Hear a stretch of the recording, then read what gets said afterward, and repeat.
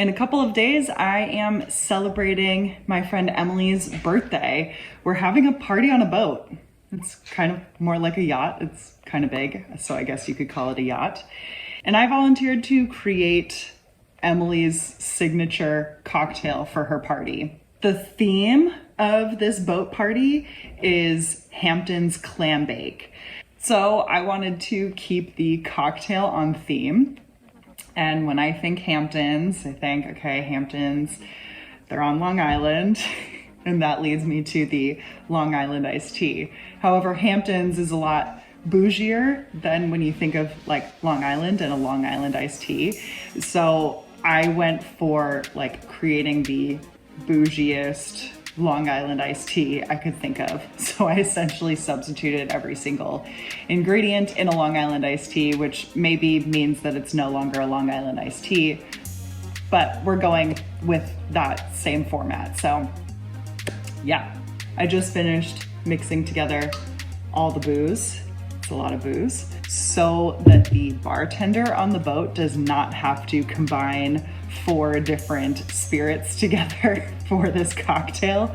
All they have to do is measure out 2 ounces here and they're good to go. But yeah, I wanted to give you guys my recipe while I was putting this together and preparing for it. So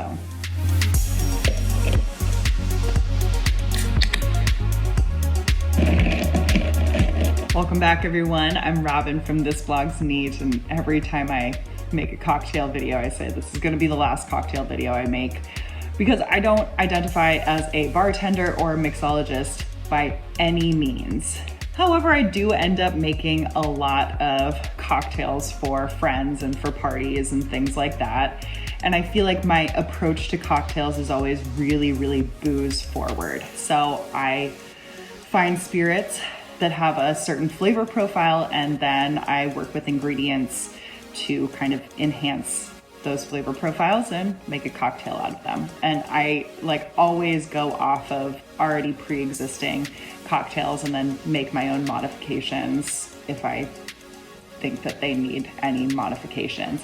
Anyways, this is a video on the Long Island iced tea, which I don't know that I have ever actually ordered a Long Island iced tea in a bar, but with the theme of, you know, the Hamptons Clambake, I thought a Long Island iced tea would be the most theme appropriate cocktail to modify. So yeah, this is more of like a Hamptons iced tea.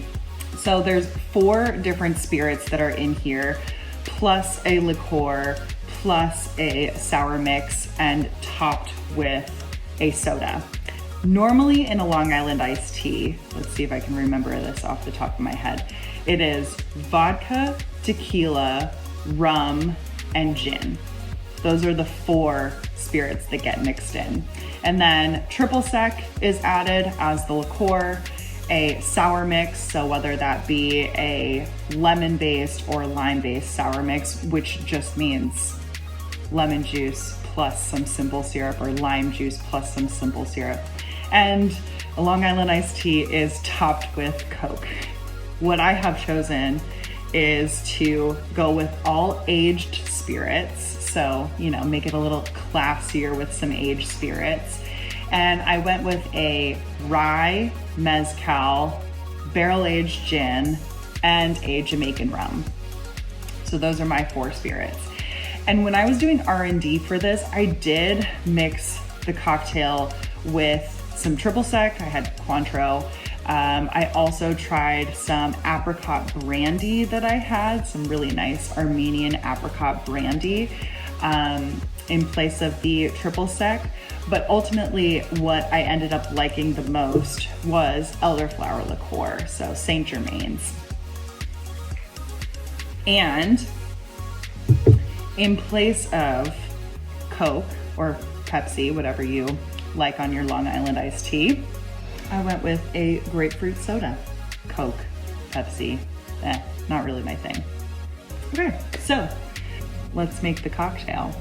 So like I said, I pre-mixed the 4 different spirits. I went with Clearwater 5-year-old cask strength rye, Barr Hill's barrel-aged Tomcat gin, which also has a little bit of honey added in. I've done tastings for both of those, by the way. I also added Señorío mezcal reposado and Wray and Nephew that I oak infused with some French oak. So it's a rum that doesn't exist. And the reason I went with all 4 of these is that they kind of have a similar flavor profile in that they are all more on the vegetal, grassy, herbal side of things, right? So a rye whiskey, much more like baking spice, but also has that rye spice to it and some like rye grain, caraway seed thing. That's why I added that. The Barr Hill Tomcat gin, to me, tastes again like this baking spice, ginger cookie, like Christmassy thing to it. The Señorío mezcal reposado, this has a nice light. It is pretty light. It's not super smoky. A lot of people think mezcal is really smoky. It's not. It's much more on the vegetal side of things, and with it being slightly aged, it brings a little bit more sweetness. And then the Wray and Nephew, that's oak infused with French oak, has that like grassy, funky, green banana thing from the rum, and then the French oak brings a lot more baking spices. So a lot of like clove and cinnamon and star anise. So I thought all 4 of these would pair pretty well together, and surprisingly, like they pair really, really well together. Like I think the mix is really nice.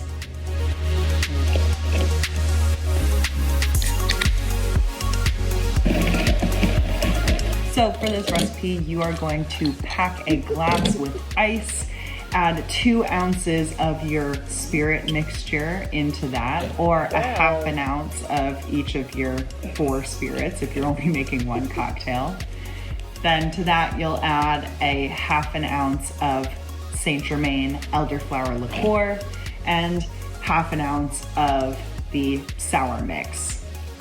Today I used lemon and simple syrup, a 1-to-1 simple syrup, and you mix these also 1-to-1. So a 1/4 ounce of lemon juice and a 1/4 ounce of 1-to-1 simple syrup. When I was doing R&D, I did lime juice, and I do believe that I prefer the lime juice to the lemon juice for this cocktail in particular. Then you're gonna mix that together and top it with grapefruit soda. And this is just really nice. There's a nice balance of flavors. So it's not too sweet, it's not too sour. The elderflower liqueur isn't too strong, but the spirits aren't too strong. Nothing's too strong, it just, yeah, tastes nice and balanced.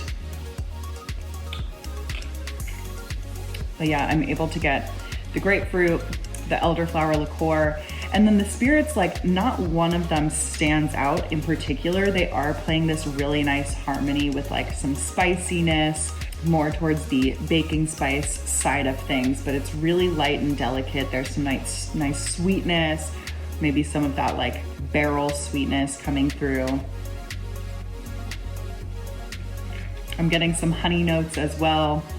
I think this is really nice and refreshing, and is going to taste great on a boat, and is a wonderful rendition of a Long Island iced tea.